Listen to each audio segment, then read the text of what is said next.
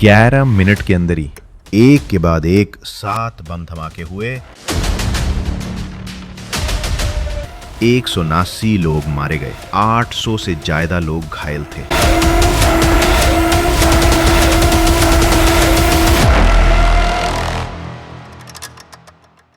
ये घटना है मुंबई की 11 जुलाई 2006 को, जब सभी लोग अपने काम करके घर निकल रहे थे।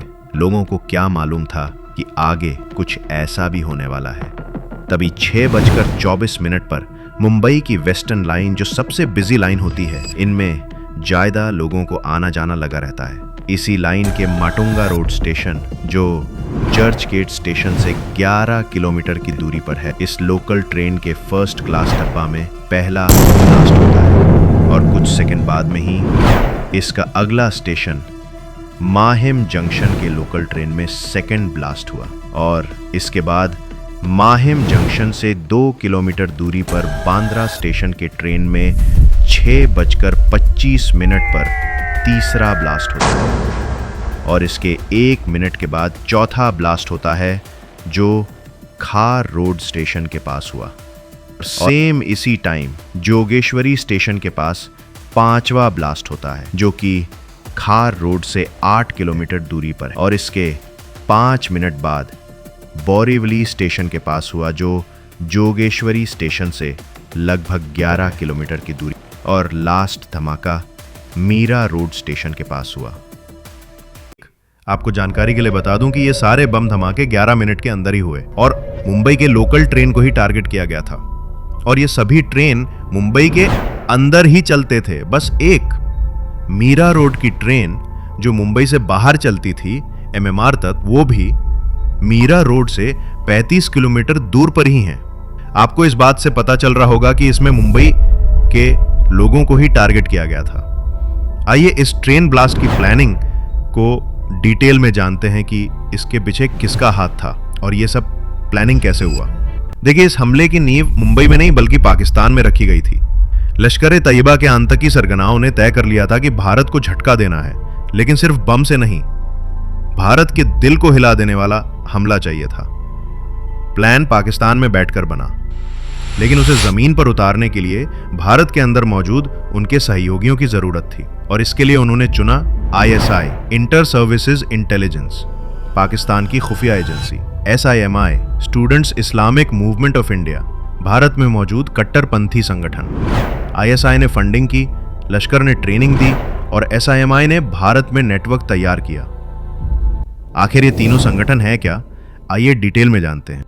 देखिए, लश्कर-ए-तैयबा ये पाकिस्तानी संगठन है जिसका मकसद है कश्मीर को भारत से छीनकर पाकिस्तानी हुकूमत का हिस्सा बनाना और ग़ज़वे-ए-हिंद यानी एक पवित्र युद्ध जिसमें मुसलमान हिंद को फतेह करेंगे। और दूसरा SIMI, शुरू में ये एक इस्लामिक स्टूडेंट्स ग्रुप था, लेकिन बाद में आतंकवादी विचारधारा का केंद्र बन गया। इनका मकसद है भारत का संविधान इस्लामिक नहीं है, इसलिए इसे हटाकर शरीयत आधारित शासन लाना चाहिए और ये हिंदुओं के विरोधी है। इनका एक नारा भी है, Allah is our Lord, Quran is our constitution, jihad is our path, shahadat is our desire. इस नारे के हिसाब से आप अंदाजा लगा सकते हैं भारत देश के लिए इनके मन में कितना जहर भरा है। और तीसरे ESI, ये पाकिस्तानी खुफिया एजेंसी है। इनका उद्देश्य है भारत को भीतर से तोड़ना, बाहर से डराना और कश्मीर को अलग करना बिना युद्ध के। चलिए अब टॉपिक पर वापस आते हैं। देखिए, 2005 के अंत में कराची शहर में कुछ गुप्त ठिकानों पर एक साजिश तैयार हो रही थी। जांच के अनुसार इस हमले की योजना लश्कर-ए-तैयबा यानी LET के आतंकी ट्रेनिंग कैंपों में शुरू हुई। रिपोर्ट्स बताती हैं कि कराची के अजीज़ाबाद जैसे इलाकों में LET के सेफ हाउस थे जहां आतंकियों को ट्रेनिंग दी जाती थी और इसमें ISI के भी लोग शामिल थे। अब सवाल ये है, इस साजिश का लक्ष्य क्या था और इसे इतना खास क्यों बनाया गया? जांच के मुताबिक इस हमले को परफेक्टली टाइम्ड, प्रिसाइसली टारगेटेड और साइकोलॉजिकली शेकिंग बनाने का मकसद था। यानी इसे ऐसा बनाना था कि ये मुंबई की रीढ़ की हड्डी उसकी लोकल ट्रेनों को तोड़े और पूरे देश में डर का माहौल पैदा करे। एलईटी के टॉप कमांडर जैसे आजम चीमा ने इस साजिश को कराची और बहावलपुर जैसे शहरों में तैयार किया।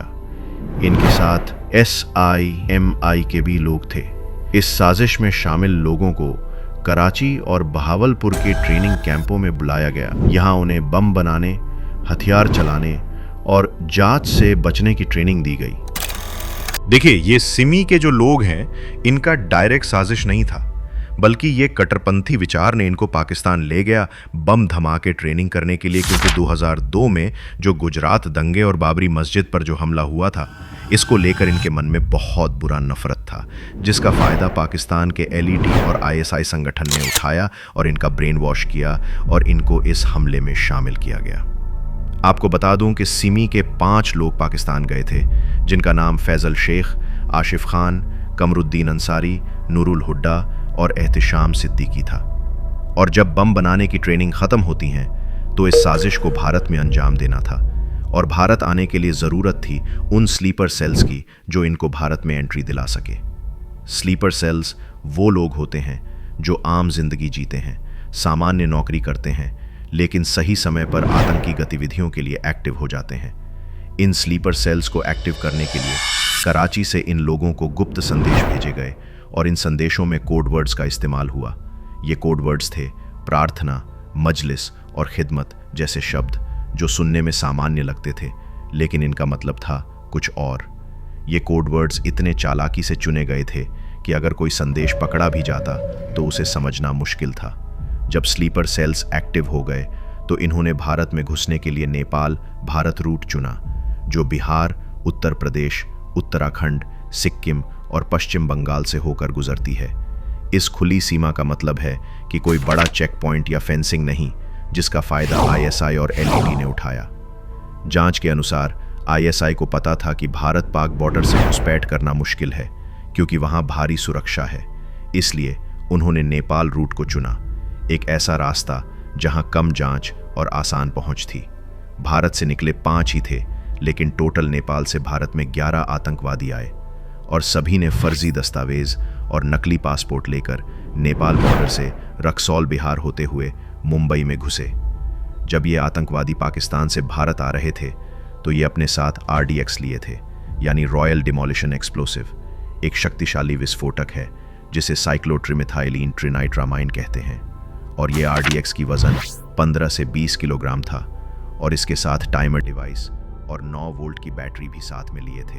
RDX KO पाकिस्तान से भारत ले जाने का जिम्मेदार एहसानुल्लाह ने ले लिया और इस RDX को टुकड़े टुकड़े करके पॉकेट में पैक करके खाने पीने के सामान में रखकर भारत में लाए थे, जिससे RDX पकड़ा ना जाए। फिर इसके बाद ये सब बिहार से होते हुए मुंबई पहुंचते हैं और यहाँ आने के बाद फैसल शेख, जो लश्कर तैयबा का मुंबई चीफ था, ने मीरा रोड में एक किराए का मकान लिया था।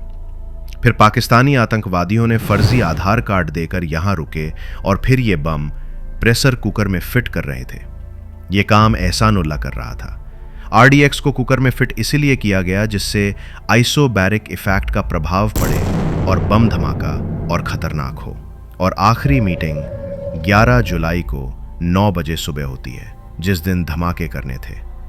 मीटिंग के बाद 7 आतंकवादी फ्लैट से बाहर निकले और अलग अलग रास्ते चुने और बम को स्कूल बैग में रखकर ले चले स्टेशन की तरफ। और ये 7 आतंकवादी बैग को रखकर अगले स्टेशन उतर जाते हैं और फिर टाइमर डिवाइस के अकॉर्डिंग ब्लास्ट होता है। ऐसे ही 7 आतंकवादी ये धमाके को अंजाम देते हैं और फिर यहाँ से निकलने के बाद अपना पुराना सिम बंद करके न्यू सिम चालू करते हैं। इस ट्रेन ब्लास्ट में 13 आरोपी सामने आए। इनमें से 5 को 2015 में टाडा कोर्ट ने फांसी की सजा सुनाई, जिनका नाम कमल अहमद अंसारी, मोहम्मद फैसल शेख, एहतिशाम सिद्दीकी, नवीद हुसैन खान, आसिफ खान, बशीर खान।